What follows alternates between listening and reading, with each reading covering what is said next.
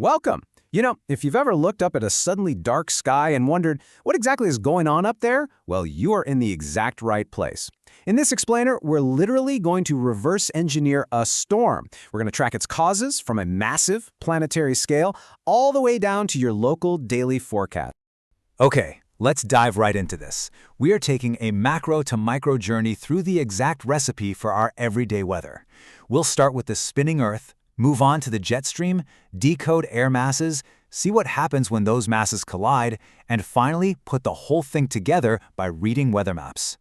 Section 1. The spinning Earth, understanding the Coriolis effect. So, to really understand local weather, we absolutely have to start with the biggest variable in our weather recipe, which is the simple fact that our planet is constantly rotating, right? If Earth didn't rotate, planetary winds would be, well, incredibly simple. Cold air would just sink at the poles, flow right to the equator, warm up, rise, and travel back. Basically, just two huge convection cells.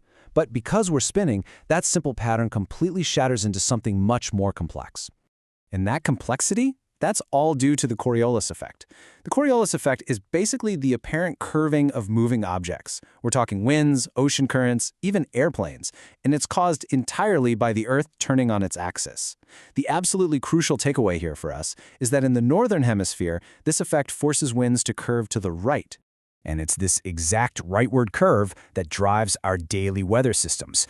Notice the high-pressure system here. The air blows outward, curves to the right, and that creates a clockwise spiral. But on the flip side, the low-pressure system draws air inward, which causes a counterclockwise spiral. It's kind of cool. The direction of the spin really just depends on whether the air is rushing in or rushing out. Section 2. The jet stream. Rivers of air. Now, the Earth's rotation creates these distinct wind belts at different latitudes. But if we want to understand weather in places like the United States, we really need to focus in on these high-altitude engines that actually drive our storms. For example, think about commercial flights. A trip from New York to San Francisco takes about 6 hours, right? But the exact same plane flying back takes only 5. So what's up with that 1-hour difference? Well, the answer is blowing high up in the troposphere at speeds that can literally exceed 160 kilometers per hour. It's the jet stream. Jet streams are these incredibly fast-moving rivers of air located in the middle latitudes, and they flow exclusively from west to east. So not only do they push eastbound planes along to their destinations way faster, but, and this is the important part for us, this west-to-east motion is the actual engine that drives most weather systems and storm tracks straight across the United States.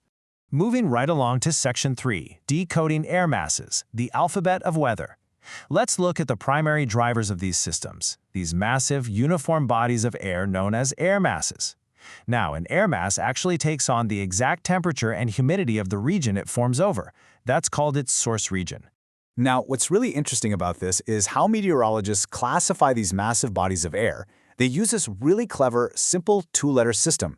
The lowercase letter dictates the humidity, so C stands for continental, meaning dry, and M is for maritime, meaning moist. Then the uppercase letter dictates the temperature, T for tropical, P for polar, and A for Arctic. When you put them together, they instantly define exactly what that air is like. Let's look at the two absolute heavyweights when it comes to North American weather. In this corner, you've got CP, or continental polar.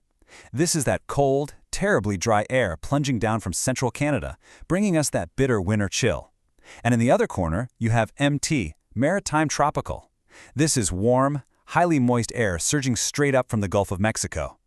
That MT air holds just an incredible amount of moisture and heat, and it is exactly what fuels that intense summer humidity. Section 4. When air masses collide, the frontal battleground. Okay, so we've got cold, heavy, dry air coming from the north and warm, wet air coming from the south. What happens when these rival factions actually crash into each other? Well, you get a front. A front is the literal battle line. It's the boundary between two totally different air masses, and let me tell you, fronts are where the action happens. Because cold air is much denser than warm air, when they meet, the warmer air is physically forced up. And as that warm air rises, it expands, cools, and eventually hits its dew point. That leads to condensation, clouds, and precipitation. Basically, most of our major weather changes occur right along these exact fronts. Let's look at the most aggressive type out there, the cold front. This happens incredibly fast. Cold, dry air advances rapidly. It just slams into a warmer air mass. The dense, cold air acts almost like a bulldozer, wedging itself firmly right under the warm air. That warm air has absolutely nowhere to go but up, and it gets forced upward sharply.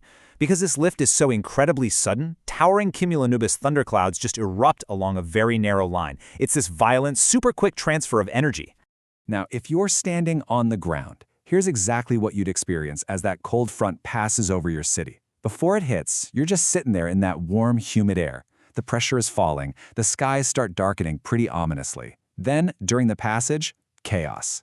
You get brief but highly intense thunderstorms. We're talking heavy rain, maybe hail, and really strong shifting winds. But after, the storm breaks. The pressure starts rising, the skies clear up beautifully, and you're left with cooler, drastically drier air. All right, let's take a breath and slow down for a second, because we need to contrast that sharp violence with our other fronts, which are much, much gentler affairs. A warm front, which you'll see marked by half circles on a map, happens when warm air simply can't push the dense cold air out of the way. Instead, it slowly and gently rides up and over it. This gives us long-lasting, light rain over a day or two. Then we have a stationary front, which is exactly what it sounds like. Neither air mass is winning, so it just sits there, giving you cloudy skies for days. And finally, an occluded front. This is sort of like a pileup on the highway.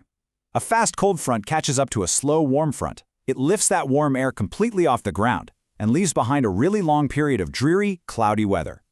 Moving to Section 5, reading weather maps, putting it all together. Let's move to the map and see how this builds together. We've got our planetary rotation, our jet stream, our air masses, and our fronts.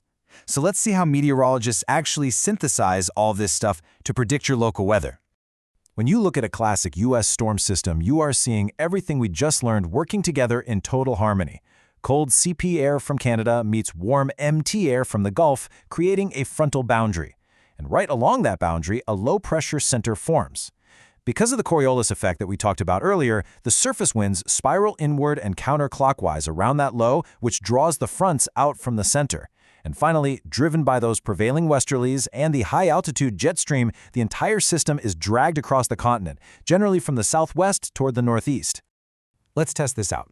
If a low-pressure center forms over, say, Nevada, and it catches the typical U.S. storm track, which direction do you think it'll inevitably move? It's going to move northeast, for sure, driven by those prevailing southwesterlies and the mighty jet stream. This is exactly why weather forecasters in New York look really closely at what's happening out west. Because these weather systems move west to east, the weather passing through Ohio today is basically a near-perfect preview of what will hit New York tomorrow. Let's try applying this to some extreme weather. Which specific air mass do you think is normally associated with forming massive, destructive hurricanes? Remember what we said a hurricane needs to survive? The answer is MT, maritime tropical. Hurricanes require just immense amounts of moisture and heat to fuel those violent winds. And that specific combination, that only really forms over warm ocean waters, like the Gulf of Mexico. Lowercase m for maritime moisture, uppercase T for tropical heat. And that, my friends, brings us full circle. You now know the recipe, from the massive rotation of the Earth all the way down to the specific air masses battling it out right over your city. So the next time you check your local forecasts and see a storm approaching, ask yourself, which invisible river of air is delivering this weather right to my doorstep, and how might our changing climate shift these ancient global currents next? Thanks for joining us for this explainer, and remember, keep looking up.